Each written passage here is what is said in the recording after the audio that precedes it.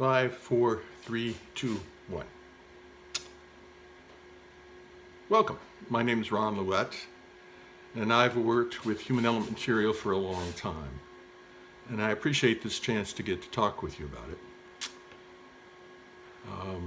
I usually have the chance to talk to people live, so this is one of the first times I've tried to stay at my own house and talk to an iPhone about this material.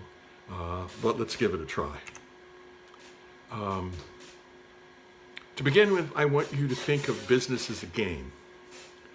And what I do as a consultant is to help people to play the game better.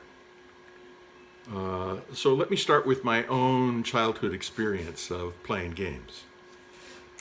My favorite game was Monopoly, as it is for many people. But realize that Monopoly is basically a war game. So is checkers, so is chess.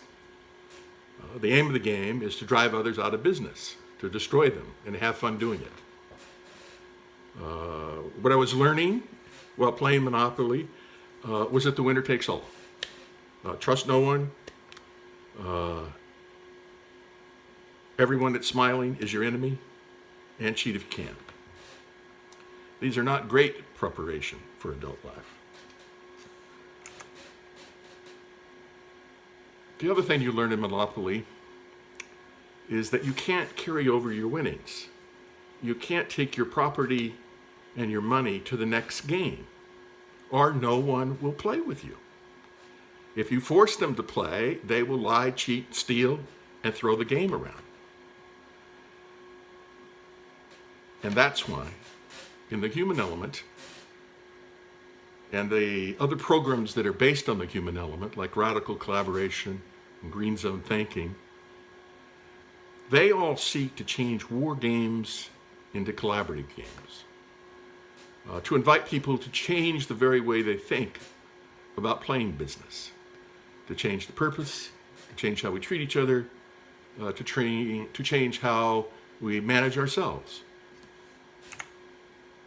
There are also 6 increasingly strong outside pressures that are forcing us to be more collaborative. And just to quickly name them, let me name them. Problems are more complex. Things are not simple anymore. No perfect answers, no simple answers. We're more connected. Everybody can talk to everybody almost immediately.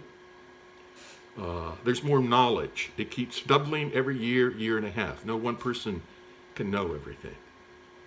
The accelerated speed of change. Also the fact that most people in the world now want to vote. Everybody wants to say in how to solve the new problems.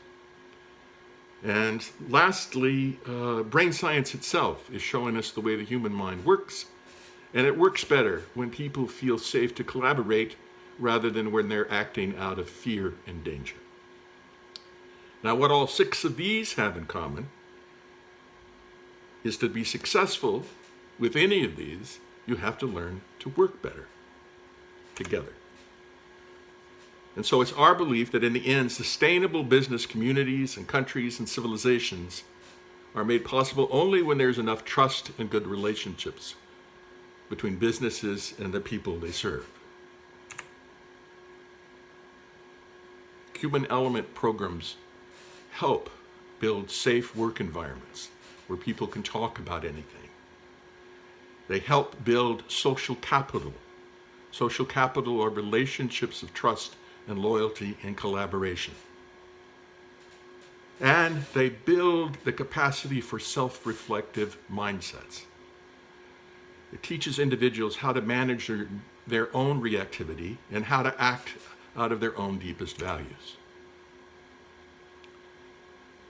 So here today, I'm going to teach you briefly a week's worth of human element concepts. 8 basic principles that I think might help you be more successful in building relationships with other people. And as I list each one of them, just think about how you might do that in your own life or in this forum that you're at. Number 1, slow down and breathe. You might do that now. Take a breath. And as you do, see if you can pay attention. Pay attention to what's really going on in the room. Pay attention to what's really going on with yourself. Start noticing. And out of that deeper sense of calmness, realize that you can make a choice, which is the principle number 2. The choice particularly of what you're going to pay attention to, who you're going to pay attention to. Where are you going to invest your energy? How do you plan on treating other people? Choosing is about being proactive in the moment with your own awareness. Next, I want you to think about signaling. Signaling your willingness to cooperate and connect with other people. You might think of this as going first.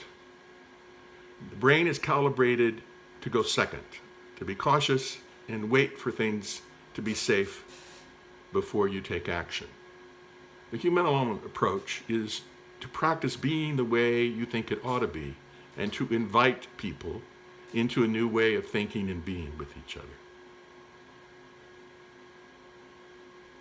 Think about how you might do that in this workshop. Principle 4 is to practice listening and asking good questions. The idea here is to stay in touch with how other people are seeing things. Ask and then listen to them. What are they thinking about? How do they analyze something? What are their feelings and fears about the situation? What are their hopes and dreams? This communicates a different level of your willingness to care about them and do collaborative behavior with them. Principle 5 is to be proactive about suggesting clear relationship agreements if you decide to work together. What are the house rules about how we're going to treat each other? Will we seek mutual gain and benefit? Will we treat each other with integrity and respect even if we disagree? Will we set good boundaries with each other? Have these talks before you get into complicated issues. 5. Explore and share problems together. Make sure you understand how the other person sees it.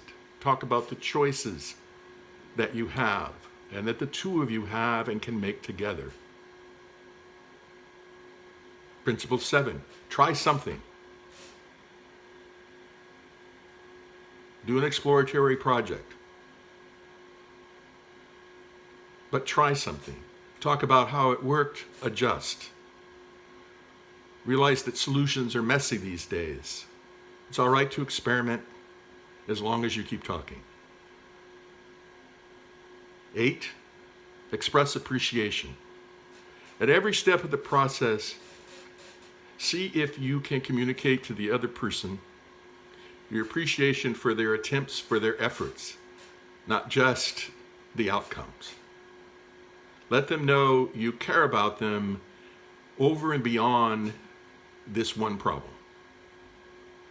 That you see the possibility of a long-term relationship and the things not only that you're solving now, but that you can work together to solve other things in the future. And finally, number 9, accept turmoil. This is a more personal development of a mindset that suggests there's no way to avoid turmoil. Don't take it personally. Don't take it if things get very, very messy. It's the nature of complex problems. People misunderstand things, they make mistakes. Take a breath, try it again, get back in the boat. Agreements, having difficult times come and go. What you're looking for is to build a basic safe harbor, a safe container, so that you can deal with and talk about anything in order to solve problems together. And finally, my recommendation to you is not wait to try any of this. It is a little overwhelming, and it can be intimidating at times to try these new behaviors and new mindsets. My guide in this comes from a 12-year-old Zulu boy who I read about in South Africa, Natasha Johnson. He was an AIDS advocate. He was 12 years old. He's since passed away. But the motto he used in his efforts to make a change in that situation in South Africa was do all you can with what you have in the time you have in the place you are. And that's the invitation I have to you about motivation, is start now. Start with the room you're in at this forum. Start with the people in this room, perhaps who you haven't met yet. Reach out to them. And the last thing I want to encourage you with actually occurred this week. And it's an item from the New York Times this last Monday. Just to give you a sense that all of this is not impossible. This is a report, and let me read here, that nearly 200 chief executives, including Apple, Pepsi, Walmart, tried on Monday to redefine the role of business in society.